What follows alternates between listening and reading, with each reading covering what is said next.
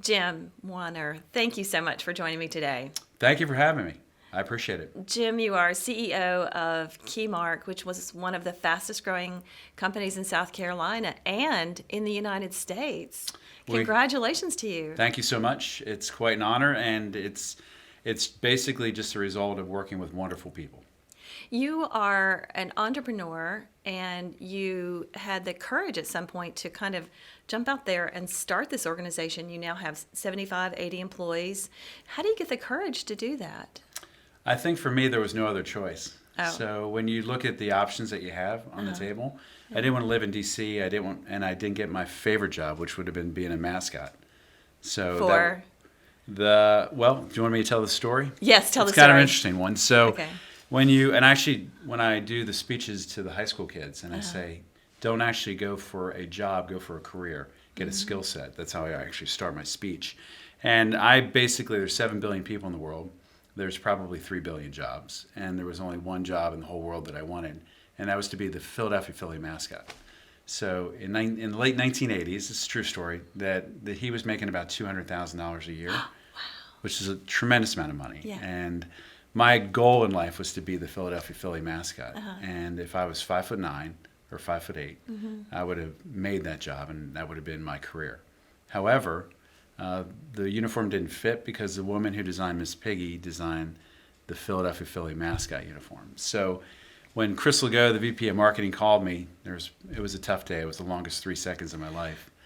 So if you like, I'll describe to you that phone call. It's kind of an interesting one. You know, there's certain things about life. You have these compelling events that change how you think about things. So Chris called, and she said I didn't get the job, and I asked her why. And she goes, because you're too tall, and the woman who designed Miss Piggy doesn't like you in the uniform. So I said, well, I'd be happy to buy a new uniform. Yeah. And she goes, would you be willing to do that? And I said, yes, thinking it would be about the same price as the uniform that I designed. And she goes, well, it's $20,000. And it is the longest pause I've ever had in my life. And I hung up the phone, and I actually cried. I admit it now. At my ripe old age of 50-some, I could admit that. But I was very humbled, and I basically realized that sometimes your dream doesn't come true, and you have to come up with a new path. Right. So for me, there was only 2 options, really. I was either going to go into this mascotting business, or I wanted to go in the healthcare and computer science field.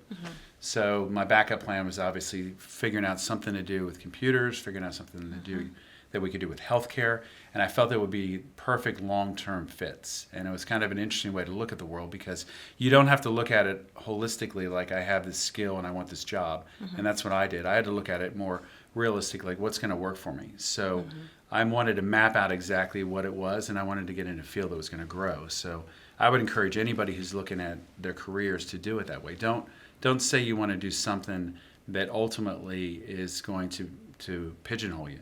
Do something that basically you're going to love so much that you would do it for free, but do it so well that you would basically get paid to do it. And that's the key to life.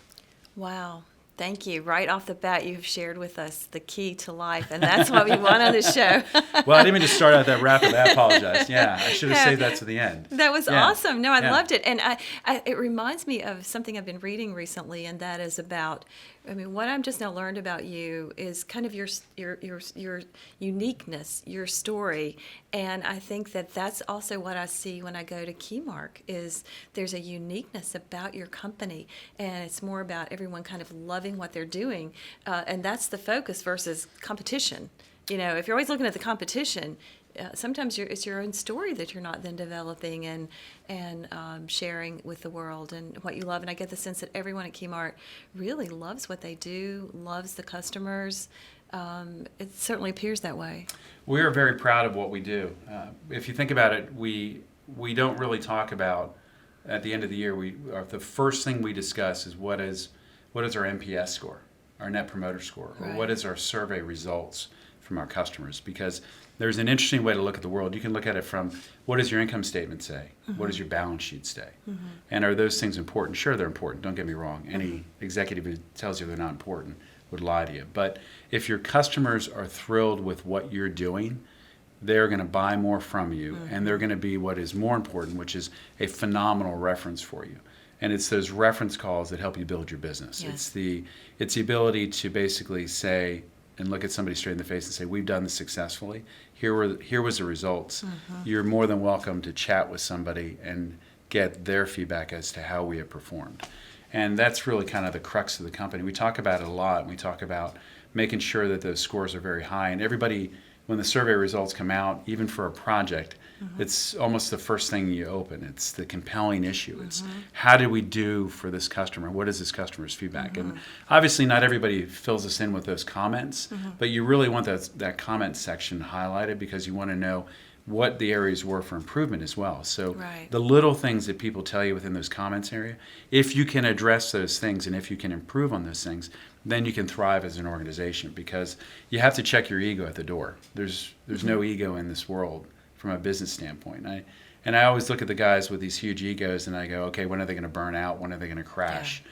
Because if you're not listening to what the customer's saying, responding back to what they need, and there's some amazing things and just little subtle hints. Like there was one comment in a survey that said, you need to have somebody who's trained on the application programming interface. It's called an API. And it was the simplest comment. And I thought to myself, that is the most profound thing, and I cannot believe that we missed that key component, because here's a programmer doing programming, but when he calls our support line, we had nobody that was trained to be able to pick up on something like that. So it's little comments like that shoot your net promoter score higher, because all of a sudden now you're overachieving for the customer. So it's that little subtlety you get from the customer, and if you listen to what they say and you make those minor adjustments, you can truly thrive long term. Talk a little bit more about net promoter. Oh, but it's an interesting way to look at the world, because you're always shooting to make sure that you have these allies, these people that really care about you, these people that are going to, if somebody calls, they're going to give you a reference. And it's kind of fascinating. So you talk about these compelling events in life. Well, in 1989, we had 3 projects that we were working on. And we didn't know what Net Promoter Score was, because I don't think it was around in 1999. But the gist of it is that we had one project that was going really, really well, and we had 3 that were not going well. And I said to the very small group, because we were a smaller company then, I said, I don't care what happens, but from this day forward, every customer will be a reference. And I don't care what it takes, but we must have references. So if you think about it, we conceptually understood what the Net Promoter Score was and why it was important for us and why we needed that to help us grow our business. So when you look at it, obviously, there's a lot of great companies out there that have phenomenal Net Promoter Scores. We're very proud because our Net Promoter Score is actually higher than Apple's, for example. That's amazing. That's who we compare ourselves to. That's kind of our benchmark. So if we can get into the high 70s, which I think our last one, the last time I looked, it was 78.7. I consider that to be an amazing accomplishment for our organization, and I really try to focus on that to make sure that those customers are willing to be a reference for us and willing to make sure if they sit down with somebody, they're willing to at least compliment us and give a reference to say, you should work with this group. And I'd encourage everybody who's out there to think about this, because you sit around every day and you think about what's your benchmark, what's your measuring stick, what are you going to do to make sure that you get better? And if you think about it, it's not really what you think internally. Exactly. It has nothing to do with what you think about it. It has everything to do about what that customer says about you. So Net Promoter Score is a really easy way to measure it, because it's on a scale from minus 100 to 100. So if you can get up in the high 60s and 70s, you're doing an excellent job. Nice. Thank you for sharing that. And I want to shift gears here for just a moment. I understand that you're addicted to tailgating. How has this happened to you? And what is this affinity for Clemson? Tell me more about that. It's funny because I think that overall Clemson's done an amazing job in setting up a family atmosphere. So we kind of use it for a number of different things. We have basically been blessed to live in a very small town that's kind of special. A buddy of mine said to me one day, he goes, "We live in a bubble." And I said, "No, we live in a bubble in a bubble." Oh. And he looks at me and he goes, "Oh, you're right." Because when you think about it, there's so many things that are happening negative in the world, and we're kind of shielded from that. So with tailgating and Clemson football, it's been kind of a blessing for us, because we get to hang out with our family, but we also get to hang out with a lot of people, business people, vendors come and see us, and those types of things. So it's been kind of a very nice experience for everybody. So it wears us out. I'm not going to lie to you. That by the time it can be exhausting. Oh, by the time Thanksgiving hits, like people are like, "What are you going to do?" And I'm like, "I'm going to sit here and watch football." Yes. And I'm not going to be bothered. But we throw everything that we have at it, and it's paid huge dividends for us. We have a lot of people who come and just hang out. I wish we could get more people to come, but we've had people come from as far away as other countries, the West Coast, I and don't those doubt sorts of it. things. And it's just great to see them enjoy like a Clemson game. And especially because it is unique. It is. It is unique, the Clemson game and the whole Clemson experience in Death Valley. So There's now that you can say there's something about these hills, and I get that part, but I think that the key part about it is more associated with the family atmosphere. And if you go to a pro game, or if you go to something associated with the big money, those types of things where there's a lot of egos, that's really not what's happening in Clemson. What's happening in Clemson is let's all get together and enjoy ourselves, just being around each other. And obviously football is important, and we want Clemson Tigers to win. But if you look at even the game last weekend in New Orleans, everybody was still happy because we were there. Absolutely. It wasn't like we looked at it. We weren't disappointed with the results. Yeah. We were thrilled that our team actually was very successful. And I think that's the key. We congratulated LSU, but we were, on the other hand, we felt like we had this situation where we're blessed because we won 2 out of the last 4. Yeah. That's it. I think you're exactly right. We have a wonderful team, a wonderful coach. Oh, he's amazing. He's amazing, a wonderful president. You Yep, know, they're all great. those values that you just talked about, I think, are part of all of those people. So. We live in a small town. There's only 14,600 of us. So there's really no egos. And we knew Dabo when he lived down the street. He lived 10 houses down. So. Oh, that's hilarious. Yeah. I love that. Yeah.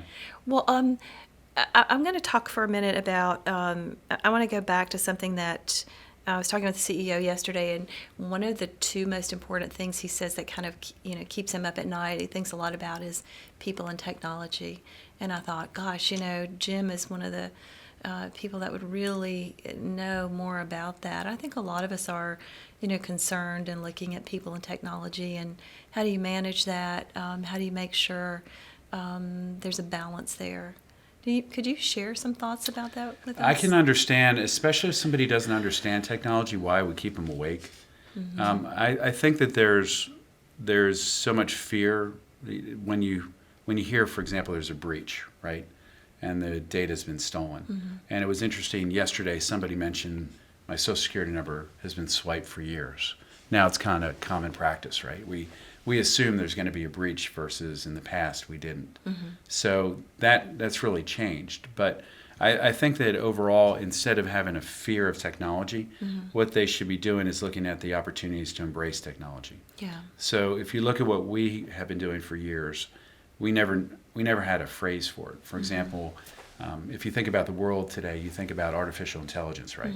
So if you had to say what is the number one artificial intelligent item in the entire world, just pick a word. Generally speaking, most people would say IBM's Watson, right? Especially because it was promoted on Jeopardy when it actually defeated the other players on Jeopardy. So I was trying to find the person who handled the IBM Watson system, and we were on vacation in St. Thomas, and we're on this day cruise around the islands, and I happened to be sitting next to the guy in charge of Watson, his wife, technically. So the afternoon, serendipitous. Exactly. So he looked at me, and I asked him what they were doing, and he said, "Well, we can take a paper document and we can read characters off that document, and it's called OCR." And I said, "Well, we've been doing that since 1996." And he goes, "Oh my gosh." So I realized at that point in time that all these things that we have been doing successfully, because the technology that we adopt has been doing the things like machine learning. We have been automating, we've been using the technology to create artificial intelligence solutions. So now the world has caught up with us, and now that Gartner created a word, now it's kind of branded. So you have these people that are scared of it, but what I encourage them to do is, instead of thinking about this as overly complex, think about it that it's actually things that we have been doing on a day-to-day basis. They're just coining it differently. And all of a sudden, when you sit back and you look at it holistically, now you're going to take a different approach to it. You're going to say, wait, I actually understand what that is. All it is I'm lifting data off of a document, or I'm actually taking a speech and I'm saying exactly what that information is. Right. So things like Dragon software that have been around for 30 years are basic technologies that we have been using on a day-to-day basis. Now they're called Siri, or now they're called Alexa. But those are artificial intelligence tools that have been around. So instead of looking at it from a fear factor, look at it as how can it change my business? So and just to be perfectly honest, the CEO who asks a whole lot of questions, like you, good question person, running about 22,000 employees, I don't think it's coming from a fear base. I think it's coming from I'm looking at this people and technology thing and how's that going to work in the future. And his secondary concern or question or thought, things that makes him he's curious about is the millennials and balance with work. So you and I've talked a little bit about that. We have. But so technology can really move us into space where it's taking over or we're letting it take over. Yeah. So how do we not let that happen? That's the big question of what we're going through right now. Yeah. So it's going to change. So what you're going to experience is everybody's going to have their own personal digital worker that makes them become more effective. So there's multiple levels of how you look at new technology and multiple levels for what you're trying to accomplish. So what he was asking for is how can I make sure that my people are more effective? So the basic mundane task of what we were talking about with Watson of optical character recognition is kind of a core. The next level is what you can do with it in process automation, which is more or less called workflow or case management. So that's kind of the next level. So if you think about maybe a simple thing you can think about in the state of South Carolina, for example, or any other state, you have Department of Social Services, you have caseworkers, right? So how do we automate what those caseworkers can do so that they can focus on the children more? Right. Those are the types of things that you can accomplish. And then the next level up is machine learning. And machine learning gives you the ability to take all this data, and it used to be called expert systems, for example. Now it's more or less called machine learning. It's called rules engines, those types of things. Now you're at that level, and now you're automating the human thought process. And when you automate the human thought process, now you can have the chatbots being effective for you. You can do simple things like voice recognition. So we're still doing it. We're doing it today, and it's going to change the way everybody does their basic job. The concern that you have is obviously what's the workforce going to look like, which is where you're heading. So now we've automated the human to the point that they can achieve maximum capacity in the workforce. But with now, this digital assistant is what I heard you say. correct. Okay. So now the concept of having all these people sitting in office cubes doing work is, unfortunately, it's going to go away. So you're not going to need thousands of people sitting there doing mundane tasks, looking up things that a digital worker can accomplish. Those are things going to be done by basically 24/7, 365 by somebody who doesn't need health insurance. And those tasks are going to be handled by a digital worker, and everyone's going to have one to maximize their own capacity. And then obviously you don't have to do that in an office anymore, right? You can do that pretty much anywhere. So now the whole category that you and I chat about all the time, flex time. Right. How does that play into it? How does the work environment actually how effective can you be by having people that are remote? And I think that's going to be the big challenge. That's one of the challenges that we face on a daily basis, because if you don't have the office environment, you miss out on the collaboration, which is significant for problem solving. It is. So how is the next problem solving phase going to happen if you only have phones, you only have video chat, and you don't have the collaboration on a real-time basis? That's going to be the true challenge of the millennials coming forward. Interesting. Thank you for sharing that. So you don't drink coffee. What's that about? Oh, that's not a good thing, though, for me. It's not a good thing? Yeah, I found out, it was fascinating. A very good friend of mine, he was at our house, and we were performing some training, and I saw him one night. He was all caffeinated, and we couldn't have a good discussion. And ultimately, the next night, I saw that he was a little bit. He had a few drinks in him. Yeah. And we had a phenomenal discussion about how we could change the world, and especially in the government side. And I realized that some of that problem that he was experiencing is the same with me. I get a little bit moody and a little bit more, I guess, aggressive when I'm caffeinated. With caffeine, yeah. So I had to back off of caffeine, and I only drink tea. So I drink Rooibos tea.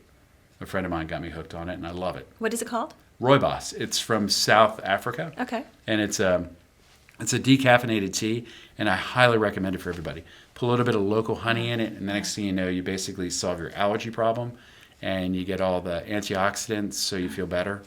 And it's something that I highly recommend for everyone. Fascinating. Yeah. The other thing I read about you is you don't, that sleep is optional. Oh, that's not necessarily true. That's not necessarily it used true. to be, but it used to be, but not as much as it used to be. Yeah. Yeah, I years ago I would try to get as much done as I could, and especially if something was going on, I had to be there.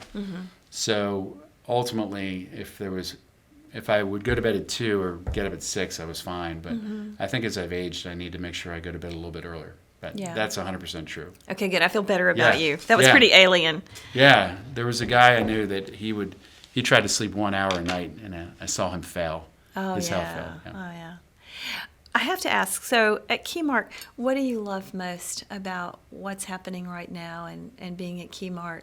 And what would be your biggest challenge right now? Wow, that's the thing I love most right now is watching the people that we hire come on board and go through training and become really successful. And I just love when they walk in my office and they're smiling because they realized that they took care of a customer and that customer's really happy with them. Yeah. So that gives you the most satisfaction of your daily job, right? And the second thing is when the customers call and they're literally beaming about how the results of the system help them thrive. So if you look at it, those organizations that work closely with us and truly use us as a consultant versus just as a vendor, what I've seen is they've been able to go out there and their stock's been able to rise. They've been able to buy other companies. They've been able to take a larger ownership of their entire market that they're in. And when I sit down with executives and I see those types of things happening, and I watch them go from 4,000 employees to 12 to 24,000, and I think about it and I realize that we were the core system for them, that's probably the greatest compliment you can have. So we were in the Galapagos Islands on a deserted island with about 250 sea lions, and I was walking along with a gentleman, and I broke my toe on a rock, on one of these rocks that were just on the beach. Gosh.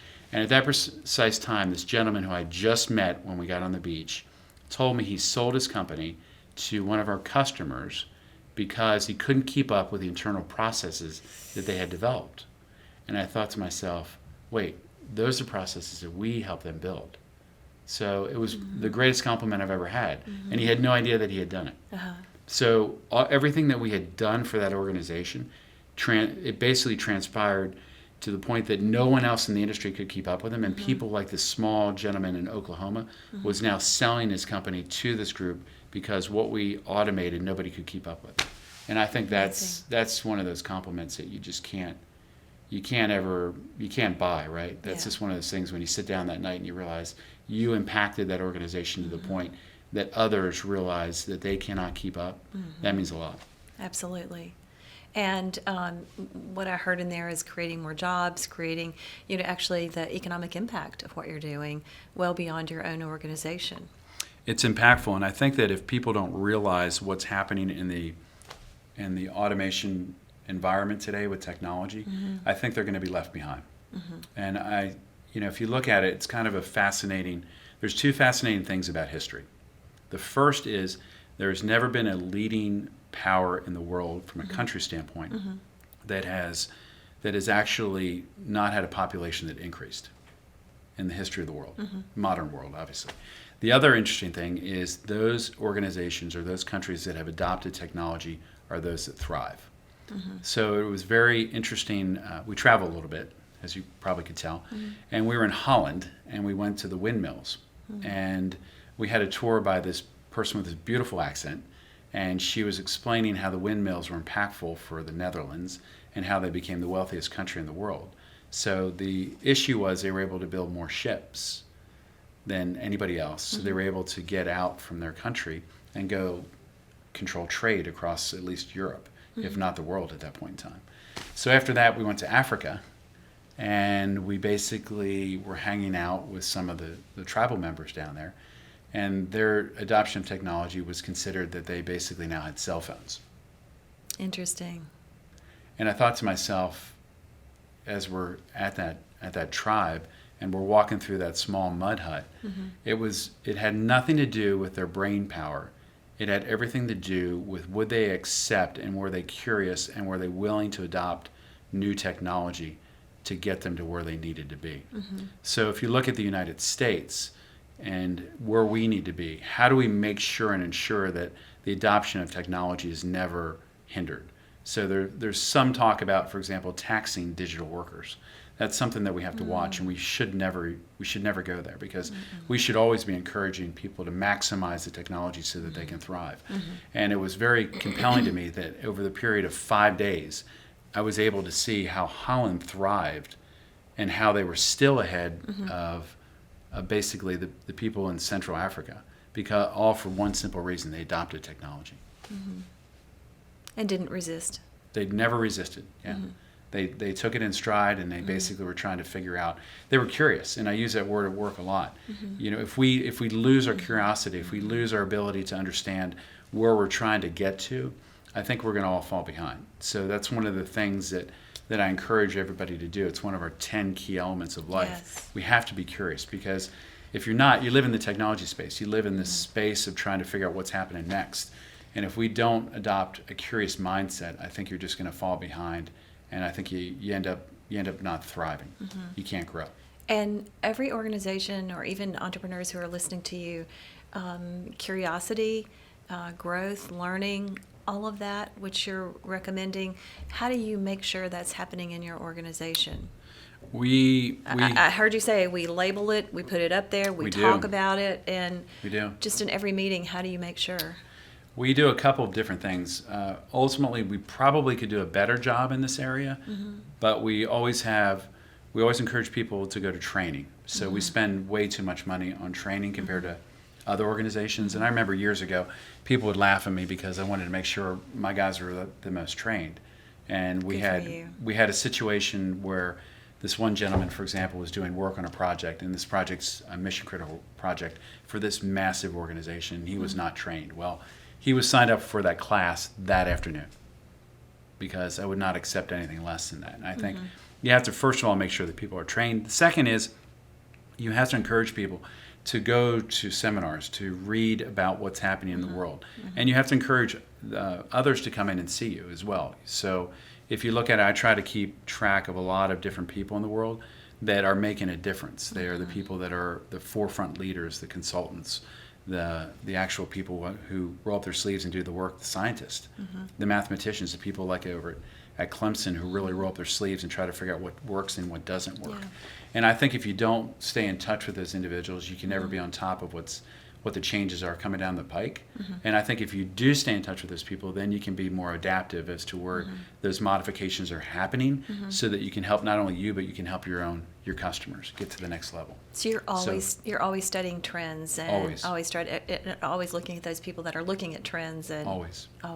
And I know it's not like something that you just naturally do, but it's something that you just, if you have the idea that you have to take notes all the time, I think that's the wrong way to look at things.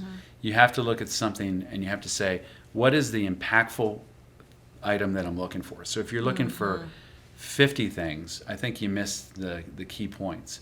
I think you have to look for those one or two true gems of items that could be impactful, so that you can adopt those technologies and help change your organization. That's such a powerful statement, because it can be overwhelming sometimes when you're looking at a lot of different things and interested in a lot of different things. Yes. So I like how you try to synthesize down to that which is most important. And you go to so many seminars, after a while you're like, okay, what's important here? Yeah. And it's okay if you go to a seminar and you walk away and you go, I didn't gain anything. But there was a gentleman who we met with the other day, and he looked at us and he goes, I'm not going to go to the seminar because I didn't get anything out of it. So as soon as I left the building, I realized that's an individual who will never thrive long term, right? Because they're so closed-minded, they don't understand that instead of just looking at it and saying, I didn't gain something from that session, what would I gain if there was this there? And I think you have to have that open mindset, because that's really where the great ideas come from. Absolutely. So something you like about yourself and something you don't like about yourself? You actually brought it up earlier. The thing I don't like about myself was that when I was a little bit more agitated, when I was on caffeine. Yeah, and if I look at it, if I would overreact to something, I actually had caffeine in my system. So, yeah, and I think it's kind of an interesting way to look at the world. We're humans, right? And we're this molecular system that can be adjusted by whatever we ingest, right? So there's certain things that are good for you and make you feel better, and there's certain things that don't. So one thing that didn't make me feel good was caffeine, and I wish that I would have been able to handle that better, but I wasn't. So, and I think overall, just the things that I like, I would say I probably really just appreciate people, and I just love what they bring to the table. I just enjoy watching others do well, and I enjoy watching them thrive. So when you think about it, it's kind of interesting, especially as you watch your kids' friends thrive. You know, how do they relate to you as they become more of adults, right? Did you help them, or did you give them some guidance, or did you listen to them? And I hope in general that we're not only helping kids, but we're helping just everybody. So I think that the world's a great place, and I think that if we can all work together better, I think we can make this place even better than what it is today. Yeah. So I like what you just said, and it certainly means that you must be pretty happy camper right now, because you've got all these employees that are getting to do the work in the interface of helping and making better work environments and better businesses that are growing and thriving beyond your business. So you're getting to do a lot of what you love. It's really grown exponentially. What is your hope for the future of KeyMark? Well, we right now have a golden opportunity that's in front of us. And what I would like to see us be able to do is go back to the point of being the leaders in whatever we do and be in the forefront and truly make a difference. So with intelligent automation, which is the term that we use, the generic term you'll see in the press is obviously different than that. It's AI versus IA. But what I would like to see us do is do the things that we've done in the past, which is do it first and do it better than anybody else, and set the trend so that we are out in the forefront and the leaders in the industry. I don't like to be a lagger in what we do, and I think if you're a lagger, you basically have a hard time keeping up. And I don't think it's as much fun for the people that work there either. So if you think about the various solutions that we now have at our disposal, we could change and be impactful for our customers and truly give them a chance to revolutionize how they go to market. And that's really where I want to be. And I don't want to just do it in a small clump. I want to do it for all of our customers. I want to change new markets. I want to help, for example, we'll call it the private sector, obviously thrive, but also the public sector. And I think that there's a lot that we can do to be impactful for the public sector by bringing technology that the private sector is using effectively. And I think the end result is we're going to see economic growth in areas that we've never seen before. So I'll give you some examples. Please, I would love that. So if you look at it, I'll give you some specific examples for what we're trying to change in South Carolina. So in the state of South Carolina, you previously could not have a business spun off from Clemson, and Clemson benefits from that. So if you look in this area, you have no RTP, right? So the law, we're working with a couple of legislatures to change the laws so that you can spin off businesses. Well, in order to fuel those businesses being spun off, you have to have the right educational system. So now you have people like in Pickens County that they're starting to train people how to code in first grade. So this, to me, is going to be so impactful for where things are going to head, because now all of a sudden you have all these students that are come through. Now they go to Clemson. Now you're going to have these entrepreneurs at Clemson that are going to, or any other state institution, that are going to be encouraged by the university to build these businesses. So my hope and my vision for the future of our state is that if you look at it realistically, we haven't truly benefited. We're still kind of a satellite branch. We have BMW, we have Michelin, which are great, don't get me wrong. But we don't have, how many corporate headquarters are based out of this area, right?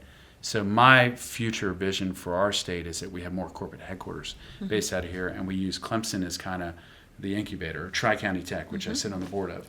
We use those as incubators to basically then let this organization and area thrive.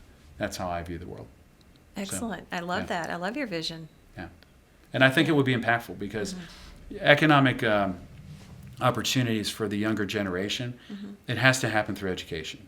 So what you do is a blessing because you help those. It's a blessing to me too. It's just amazing because if we don't let these people go to school, now obviously I appreciated what the governor said the other night, keeping costs down for students and not increasing tuition, is it has to happen. We don't have a choice.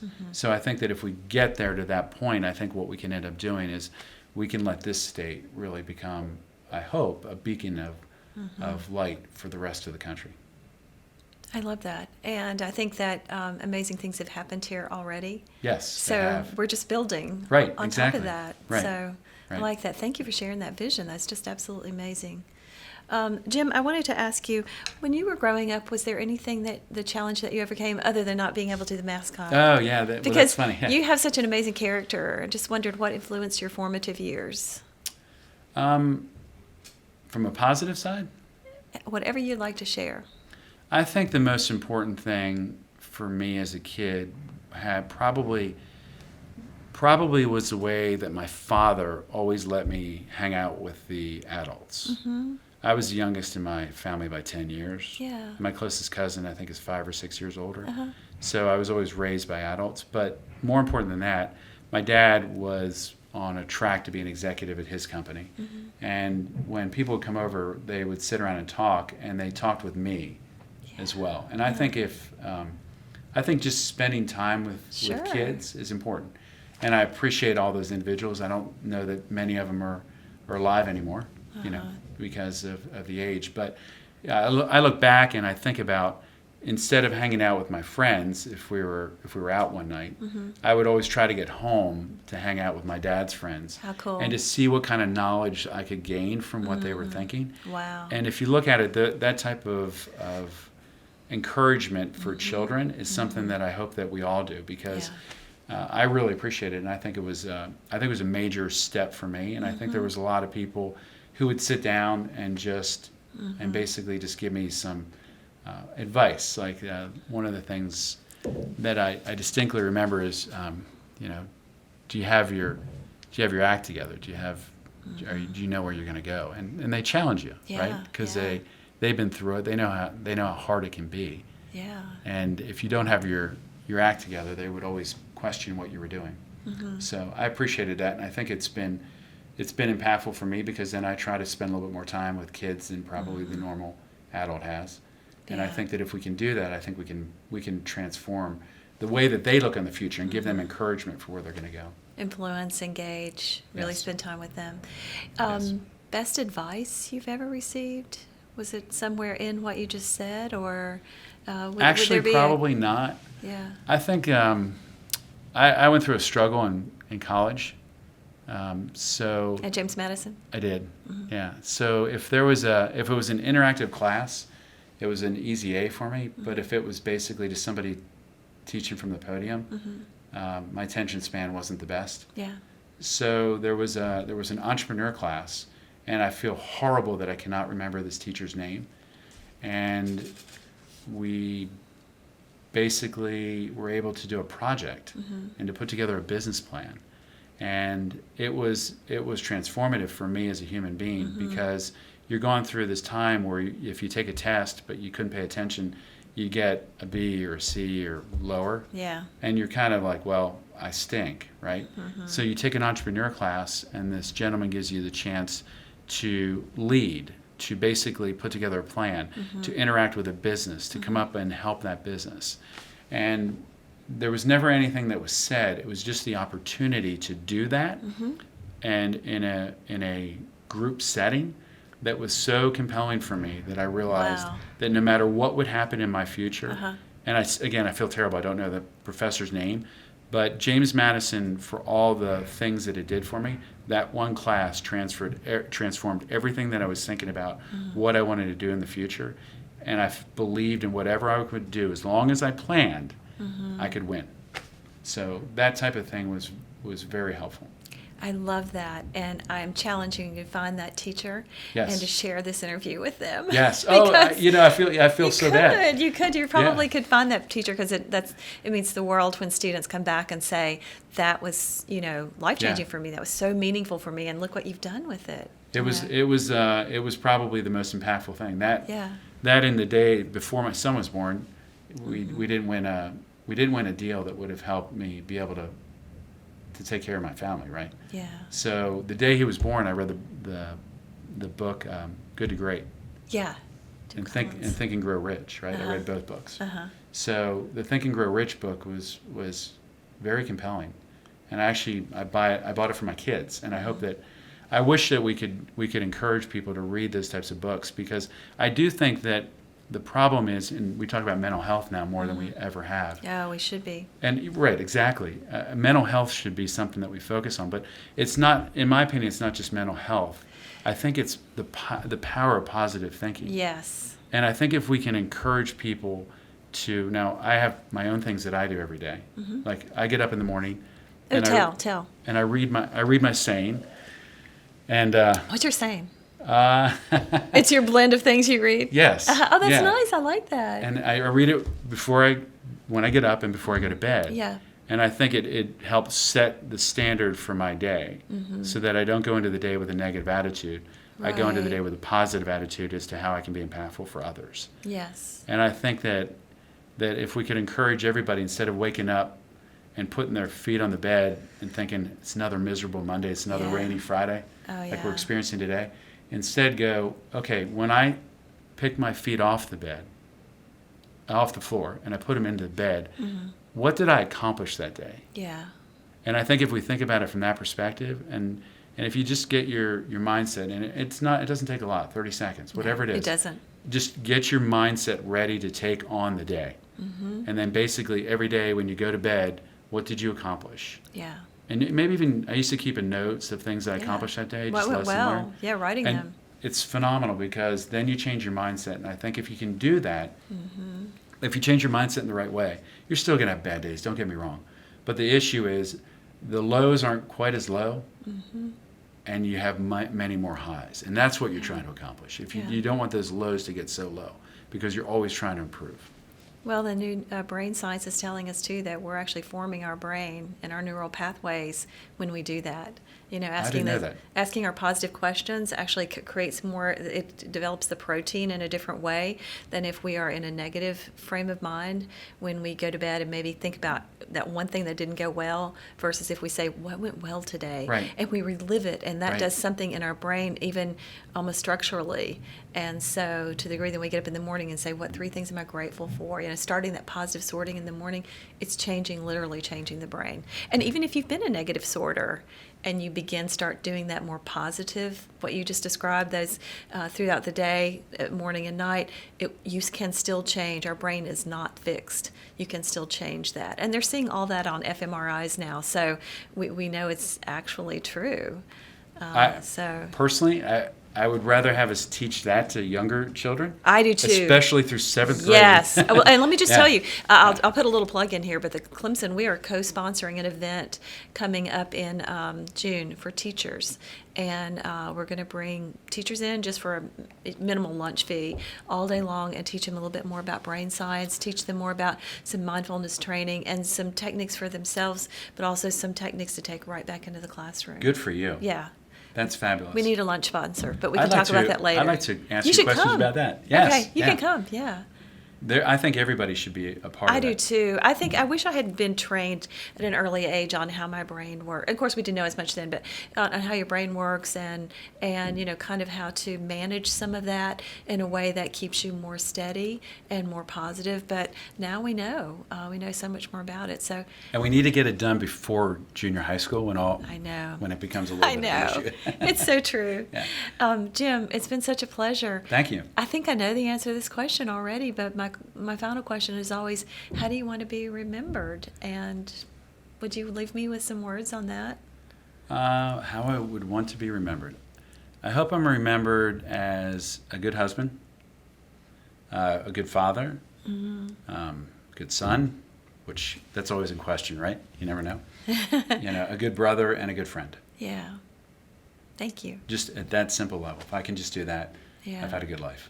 That's awesome. Thank you so much, Jim. Thank you. It was a pleasure. Thanks for having me. Sure.